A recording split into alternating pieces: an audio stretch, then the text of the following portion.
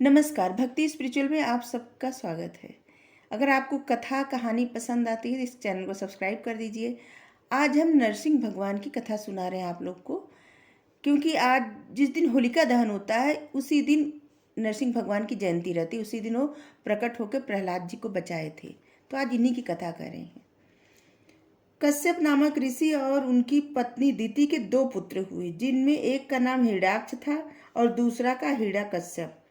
हिरण्याक्ष को भगवान विष्णु बराह का अवतार रख के, जब बराह अवतार लिए थे उसी समय हिरण्याक्ष को मार दिए थे, क्योंकि पृथ्वी को जब डुबाने जा रहा था जल में, और भगवान अपने दाढ़ों पर धारण किए थे पृथ्वी को, और उसी वक्त हिरण्याक्ष को भगवान मार दिए।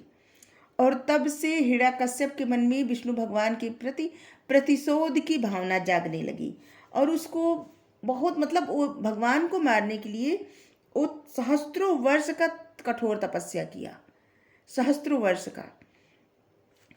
लेकिन ऐसा वरदान मांगा कि जिससे उसको कोई न मार पाए। वो वरदान मांगा कि उसको न जल में कोई मार पाए, न तो थल पे पृथ्वी पे, न तो दिन में न रात में, न अंदर घर के अंदर न घर के बाहर, तमाम तरह के किसी भी हथियार से न मार पाए। तमाम तरह का जो वरदान मांगा था जिससे कि वो बच जाए। लेकिन उसका एक पुत्र हुआ। जो पुत्र हुए वो थे प्रहलाद जी। वो भगवान विष्णु के बहुत बड़े भक्त। कितनी तरह से वो राक्षस जो है प्रहलाद जी को मारने का प्रयास किया। पहाड़ से उनको फेंकवा दिया, हाथी के पैर के नीचे कुचलवाने का प्रयास किया। यहाँ तक कि हिरण्याकश्यप की एक बहन थी होलिका, जिसको वरदान था कि कहीं भी वो कभी भी अग्नि में जलेंगी नहीं। और वो एक दिन गोदी में लेके प्रहलाद को, होलिका दहन जिस दिन मनाया जाता है, प्रहलाद जी को गोदी में लेके बैठ गई। उनको लगा प्रहलाद जल जाएंगे, वो बच जाएंगी। लेकिन वहाँ पे जब क्या होता है ना, कि जब अन्याय बहुत ज़्यादा हद से पार हो जाता है, पाप हद से ज़्यादा पार हो जाता है, तो कितना भी कुछ भी वरदान किसी के कोई मिला हो, कुछ काम नहीं आता। और उस समय होलिका दहन हो गया, होलिका जल गई और प्रहलाद जी बच गए। इससे हिरण्यकश्यप को इतना क्रोध आया कि वो पूछने लगा प्रहलाद से कि बता, कहाँ है तुम्हारे प्रभु। वो हमेशा नारायण नारायण, ओम नमो नारायण का जप करते थे। तो कहे कि खंभा में बांध दिए लोहे के, और बोले कि हिरण्यकश्यप बोला कि जो है इस खंभे में है तुम्हारे भगवान। तुम कहते हो ना कड़ कड़ में है, तो पुकारो, खंभे से निकालो अपने भगवान को। अगर उन भगवान है बचा के दिखाए तुमको।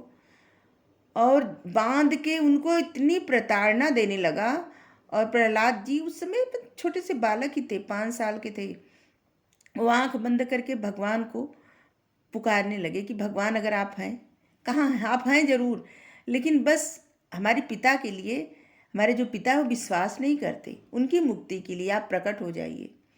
और उसी खंभे को फाड़ करके नरसिंह अवतार में भगवान जी प्रकट हुए, और हिरण्यकश्यप को ले जाके दरवाजे के, घर के दरवाजे पे, महल के दरवाजे पे, न घर के बाहर थे न घर के भीतर, न जल में न थल में, उसको अपने जांघों पे रख के अपने नाखून से फाड़ डाले।